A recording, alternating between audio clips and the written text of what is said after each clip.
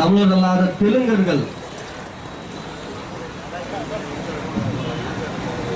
எப்படி தமிழ்நாட்டை கடந்த 100 ஆண்டுகளாக அரசியல், பொருளாதாரம் மற்றும் அதிகாரமற்றத்தில் திராவிடம் என்ற பெயரில் இந்த இனவெறி தெலுங்கு இனவெறியர்கள் தமிழ்நாட்டை எப்படி சூறையாடி வருகிறார்களோ அப்படி தமிழ் திரையுலகில் கடந்த 100 ஆண்டுகளாக பார்த்தால் தமிழ் திரையுலகம் நூற்றாண்டுகளெல்லாம் கொண்டாடினாங்க. கொஞ்ச நாள் கொண்டாடினாங்க. அன்னையிலிருந்து இன்னைக்கு வரைக்குமே முழுக்க இந்த சினிமா யார் கையில் இருக்குன்னு பார்த்தா தமிழர்கள் கையில் இருக்கா, இந்த தமிழர் அல்லாதவர்கள் கையில் இருக்கான்னு பார்த்தா தமிழர் அல்லாதவர்கள் கையில், குறிப்பாக தெலுங்கர்கள் கையில். அவன் தான் சூப்பர் ஸ்டாராக இருக்கான், அவன் தான் வந்து இங்கே எல்லாத்தையும் முடிவு பண்ணுறவனா இருக்கான். அவன் தான் இங்கே இருக்க தென்னிந்தியா அப்படின்ற பேரில் தென்னிந்திய நடிகர் சங்கம், தென்னிந்திய தொழிலாளர் சம்மேளனம்ன்ற பேரில் அன்னையிலேருந்து இன்னைக்கு வரைக்கும் அவர்கள் கையில் தான் அங்கே இருக்கு. அதாவது அவர்களுக்கு எதிராக ஒரு மூச்சு கூட பண்ண முடியாது. நேற்று நாங்கள் நம்ம போஸ்ட் ஓட்டியிருந்தோம், இந்த உண்ணாவிரதத்துக்காக சொல்லிட்டு அந்த எல்லா பகுதியிலையும் போஸ்ட் ஓட்டியிருக்கோம். தமிழர் அல்லாதவர்களின் ஆதிக்கத்தை கண்டித்து உண்ணாவிரதம் தான் அடிச்சிருக்கேன். எங்கள் சினிமா துறையில இருந்து மட்டுமே கிட்டத்தட்ட இணை இயக்குநர்கள் அந்த மாதிரியான சினிமா துறையில முயற்சி பண்ணிட்டு இருக்க தமிழர்கள், குறிப்பா தெற்க இருந்து வந்திருக்கக்கூடிய தமிழ் பசங்க எல்லாம் என்கிட்ட பேசுறாங்க.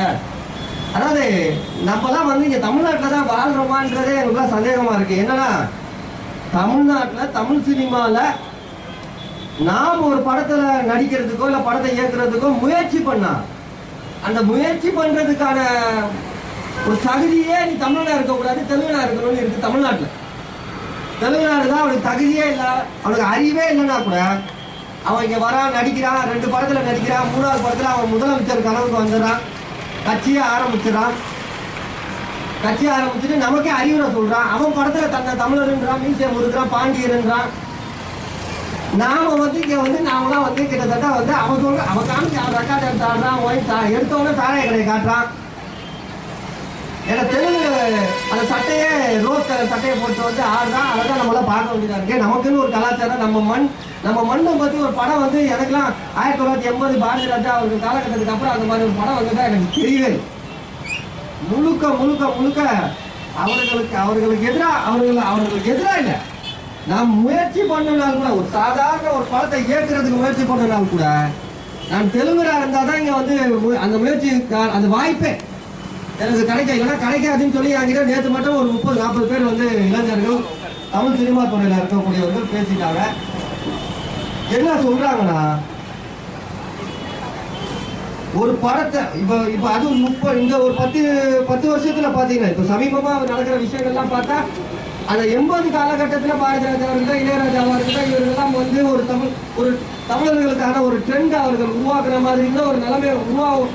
அதாவது தமிழ் சமூகத்திலிருந்து தெரியாதனமாக கூட யாரும் வந்துடக்கூடாதுன்றது இன்னும் ரொம்ப கூர்மையாக அவர்கள் திட்டமிட்ட வேலை செய்யற மாதிரி இருக்கு. சமீபமா நடக்கிற விஷயங்கள்லாம் பார்த்தா அவன் தனுஷ்னு ஒருத்தன் வரான், அவன் வந்து ஏதோ படத்துல நடிக்கிறான்னு பார்த்தா அவனை வந்து தமிழ்நாட்டில் சூப்பர் ஸ்டார், இந்தியா லெவலில் சூப்பர் ஸ்டாரா அப்படின்ற மாதிரி அவனை ஆக்குறானுங்க. ஏதோ தானா நடக்குதா இல்லை திட்டமிட்டா வந்து நடக்குதான்னு பார்த்தா அதோட பின்னணி எல்லாமே பார்த்தீங்கன்னா இன்னும் கொஞ்ச நாள் அவன் தான் தமிழ்நாட்டுக்கு அடுத்த ரஜினிகாந்துக்கு அப்புறம் அவரை வந்து ஒரு பெரிய ஆளாக்கிட்டு அடுத்த முதலமைச்சருக்கு ஒருத்தர் புதுசாக தயார் பண்ணிட்டு இருக்கிற மாதிரி இருக்கு. இங்கே தமிழ்நாட்டில் நம்மளாம் ஒரு அமைப்பு ஆரம்பிச்சா, ஒரு கட்சி ஆரம்பிச்சா, நம்மளெல்லாம் ஜாதி கட்சி, ஜாதி வெறியா அது இதுன்னு சொல்லிட்டு இங்கே விஷால்னு ஒருத்தர் வரான். அவன் படத்தில் 2 படத்தில் 3 படத்தில் நடிக்கிறான். ஓடுனவன அடுத்த தென்னிந்திய நடிகர் சங்க தலைவருங்க நான் தான். அவன் வந்து இங்கே நம்ம மண்ணில் வந்து யார் என்ன பண்ண, யார் தலைவர் ஆகணும்னு தான் நமக்கு வந்து சொல்லிட்டு இருக்கான்.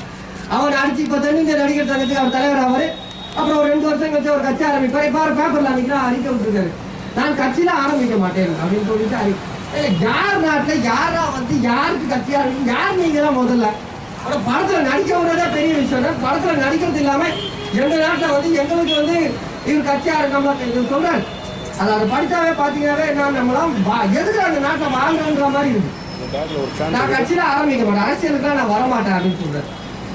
அப்படி சொன்னதுக்கே அவன் வீட்டெல்லாம் அடிச்சு ஒடுக்கிடுவோம். நம்ம யார் நாட்டில் வந்து யாரா கட்சி ஆரம்பிக்கிறீங்க. ஆந்திராவில் போய் நான் வந்து ஆந்திரா நடிகர் சங்கத்திலேயோ ஆந்திரா இயக்குநர் சங்கத்திலேயோ போய் ஒரு உறுப்பினர் ஆக முடியுமான்னு எனக்குலாம் தெரியல. அதில் தலைவர் ஆக முடியுமான்னு தெரியல. அங்க கட்சி ஆரம்பிச்சு நான் ஒரு எம்எல்ஏ கவுன்சிலர் தொகுதி ஜெயிக்க முடியுமான்னு தெரியல. நாயை சுடுற மாதிரி சுட்டு கொண்டிருக்கான். 20 பேர் எங்கால மரத்தை வெட்டுறதுக்காக சுட்டு கொண்டிருக்கான். மரத்தை கூட வெட்டல. அந்த மண்ணு யாருக்கு சொந்தமான மண்ணு? முதல்ல சித்தூர் மாவட்டமோ திருப்பதி மாவட்டமோ யாருக்கு சொந்தமானது? எங்க நிலத்தை முதல்ல ஆந்திராவோட யாரை கேட்டு சேர்த்தாங்க முதல்ல?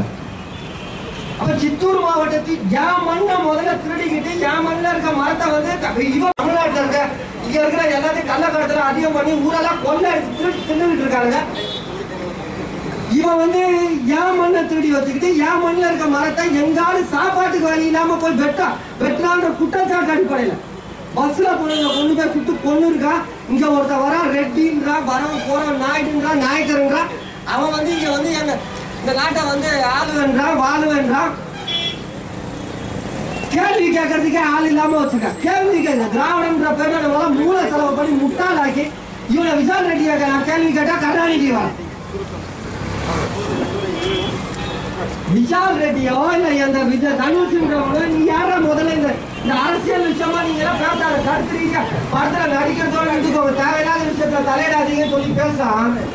உடனே திராவிடம்ன்ற பேர்ல அவங்களுக்கு முட்டு கொடுக்குற வேலையை வைகோ பண்றாரு, விஜயகாந்த் பண்றாரு. அதுக்கு மேல சொல்லுங்க கருணாநிதியே வராது. அப்ப இவர்கள் எல்லாம் திட்டமிட்ட தமிழ் சமூகத்தை கேள்வி கேட்கறதுக்கே நாதி இல்லாத ஒரு சமூகமா நம்மள எல்லாத்தையும் வச்சுக்கிட்டு என் மண்ணை திருடி வச்சுக்கிட்டு என் மண்ணை ஆந்திராவோட சேர்த்து வச்சுக்கிட்டு என் மண்ணில் இருக்க மக்களை நாயை சுடுற மாதிரி சுடுறா. இங்க வந்து கோடி கோடியா எங்கிட்ட காசை வாங்கி நாங்க கொடுக்குற காசுல இவன் கதாநாயகனாவோ அவனாவோ இங்க தயாரிப்பாளராவோ இருக்கிறா. ஒருத்தர் கேள்வி எவன் கேட்டான்? இந்த 2-3 நாள்ல எவனா ஒருத்தராட்ட கேட்டானா? அப்ப நீங்க எதுக்குறா இங்க வந்து நடிக்கிறீங்க? இனிமே தமிழ்நாட்டுல எவனுமே வந்து இந்த தென்னிந்திய நடிகர் சங்கம் அந்த சங்கம் இந்த சங்கல தேர்தல் நில்லுங்க. மே மாசம் தேர்தல் தென்னிந்திய நடிகர் சங்க தேர்தல் வருது. தென்னிந்திய நடிகர் சங்க தேர்தலா விஷால ராகரவிய சண்டை போட்டுட்டான். ஏடா நீ யாரா முதல்ல? நீங்க 2 பேருமே யாரா? இந்த மேடையிலே சொல்ற இந்த வருஷம் மே மாசம் அவர்கள் தென்னிந்திய நடிகர் சங்க தேர்தல் வருது. தேர்தல் மட்டும் எங்களை மீறி எப்படி நடந்து இந்த விஷாலோ இல்ல எவனா ஒருத்தர் தேர்தல் எப்படி ஜெயிக்கிறான்னு பாக்குறோம். அவங்களோட படம் எப்படி தமிழ்நாட்டுல ஓடுதுன்னு பாக்குறோம். தைரியம் இருந்தா நீ தமிழ்நாடு முழுக்க எவனா ஒருத்தர் எங்களை பகைச்சிக்கிட்டு தேர்தல் நீ நில்லு. தேர்தல் நடக்குதான்னு முதல்ல பார்ப்போம். தேர்தல் நடக்கிறது மீறி இல்ல அதெல்லாம் நாங்க அந்த தீர்மானமே போட்டிருக்கோம். நம்ம இந்த உண்ணாவிரதத்துல போடப்பட்ட தீர்மானத்துல அந்த செய்தியெல்லாம் பதில் வச்சிருக்கோம். தென்னிந்தியா என்ற பேர்ல இல்ல தமிழ்நாடுன்ற பேர்ல தான் இருக்கணும். பிறப்பால் தமிழர்கள் மட்டும்தான் நீ தேர்தல் எல்லாம் நிக்கணும். தமிழர் அல்லாதவர்கள் படத்துல நடிக்கிறதோட நடிக்கிறதுன்றதை தாண்டி அரசியல் ரீதியா ஏதாவது கருத்துன்னு பேசுனாவே அதோட படம் ஒரு படம் கூட தமிழ்நாட்டுல ஓடாது. இனி இனவெளியா பாசிஸ்ட் எல்லா பேரோட வச்சுக்கோங்க. எங்களுக்கு அதை பத்தி கவலையே கிடையாது. இனி எங்களை பகைச்சிக்கிட்டு இந்த மே மாச தேர்தல் எப்படி நடக்குதுன்னு பார்ப்போம். தென்னிந்திய நடிகர் சங்க தேர்தல்ல விஷாலோ ராமரவே எவன் ஜெயிக்கிறான்றத பார்ப்போம். அதையும் மீறினா அவன் படம் எப்படி தமிழ்நாட்டுல ஓடுதுன்றத பார்ப்போம். தமிழ் சினிமான்றத கையில வச்சுட்டு தமிழ் இளைஞர்கள் எல்லாத்தையும் கிட்டத்தட்ட முதிரிகள் அவர் லும்பனா நம்மளை மாத்திக்கிட்டு இருக்கான். சாராயத்திலையும் போதையிலையும் வச்சுக்கிட்டு நம்ம இளைஞர்கள்லாம் இங்க வந்து இவனுக்கு பாலாபிஷேகம் செஞ்சுக்கிட்டு இருக்கான். இங்க நாயை சுடுற மாதிரி சுடுறா. கேட்கறதுக்கு இளைஞர்கள் யாரும் வரதில்லை. இவனுங்களை யாரும் நம்ம கேட்கறதுக்கு வந்து ஆள் இல்லை. அப்ப இதெல்லாம் நம்ம வந்து அனுமதிக்க முடியாது. தொடர்ச்சியா பல்வேறு விஷயங்கள்லாம் பேச போறோம். இங்க பல்வேறு தலைவர்கள்லாம் வந்துருக்காங்க. எல்லாரும் பேசட்டும். நடுவில் நானும் என்னோட கருத்துக்களை வந்து சொல்றேன். இந்த உண்ணாவிரதம்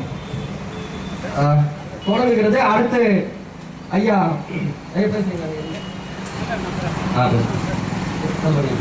தம்பி செல்லப்பாண்டி அவர்கள் தமிழ் மாநில அமைப்பாளர் அவர்கள் அடுத்ததாக பேசுவார்.